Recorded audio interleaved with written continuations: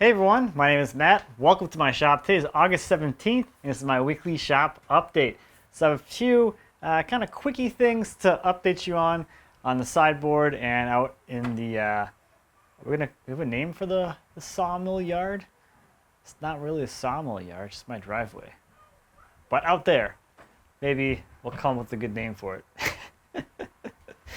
So we'll talk about those few things, and then I'll give you a little bit of a update or whatever on the trip that I am about to take.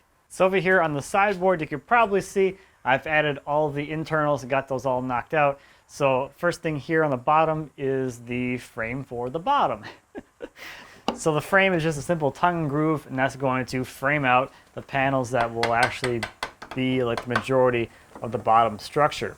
So a really interesting thing here is that we'll have a solid wood bottom, but we'll also have a expansion gap in the back with the panels being fixed in the front so that the wood can expand and contract towards the back, but it'll look nice and tight along the sides and nice and tight along the front, which should be pretty sweet.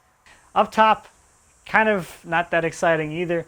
All of the drawer stuff is in there. So we have the runners installed, which will support the drawers. And then we also have the kickers installed, which will keep the drawers from tipping out as you pull them out of the case.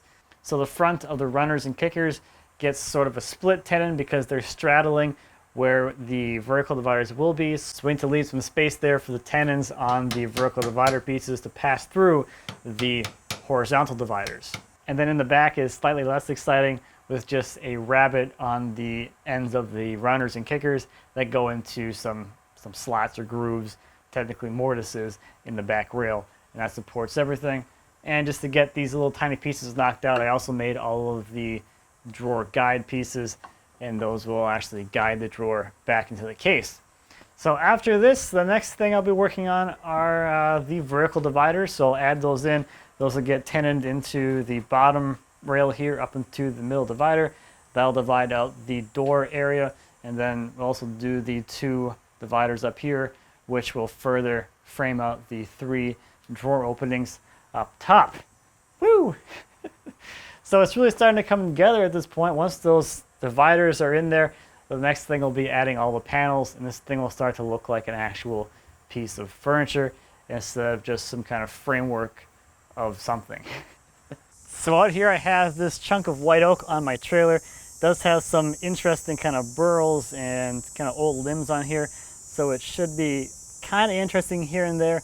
This was a removal job that my buddy Brandon was working on. So this is the upper section of that tree, and then the larger base section of the butt log is on his trailer. So unfortunately this tree had a lot of like dry rot, which is kind of weird for white oak. It has a section of dry rot running all the way down through the center of the trunk. So unfortunately it's not going to produce probably the best looking stuff. I'm still going to saw it all because, well, I went through the trouble of going to get it, and I'm interested to see what's on the inside, but I was actually looking forward to it being totally solid because we decided to take the entire buttress of the base log to get some kind of flare in the slabs towards the base, but I don't think any of those center slabs are going to work out too perfectly well. Maybe they will with like a lot of epoxy work or something like that, but it looks like they're going to be a little bit on the mushy side, so that's kind of unfortunate. So taking a look at the end of the tree, you can see all of the dry rot through here, which is, I mean, it's kind of mushy, but it's not terrible. We'll see when we get into it, but it kind of ends out here. So I do have all of this that I could pull solid stock out of, or, you know, not mushy stock out of. So it should be kind of interesting. I think I'll still make a fun video because at least going out to pick it up was a bit of an adventure. So that's about it for me this week. Let's take a look at some viewer projects. First this week is a mallet by Ian. The head is made from an old oak table leg, and the handle is just an old piece of Douglas fir that he wedged with a piece of walnut. Because the oak was rift sawn, he was able to get this awesome diamond pattern in the end grain of the head. Next this week is a dining room server by Bill.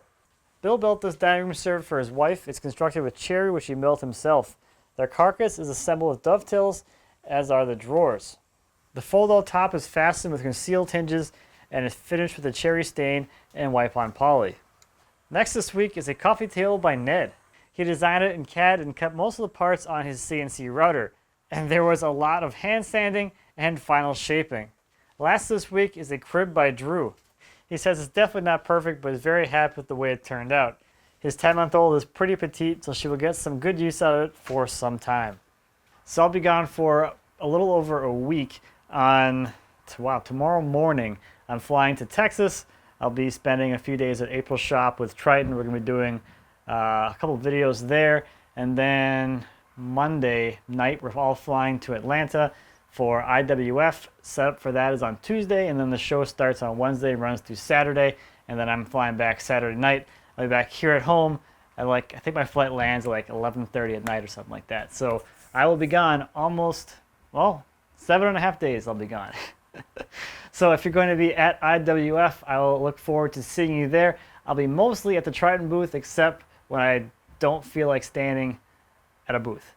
I'll go walk around and see what else is out there at the show, which is always fun to see that kind of stuff because it's an industry type show, so it's really geared towards production, furniture manufacturing places that do production runs and stuff, and cabinet shops and stuff like that. So it's just interesting to see those much bigger machines, the machines that wouldn't even fit in my shop or cost more than my house, that kind of stuff. Always interested to see that. So I'll see you there at IWF if you're going to be there.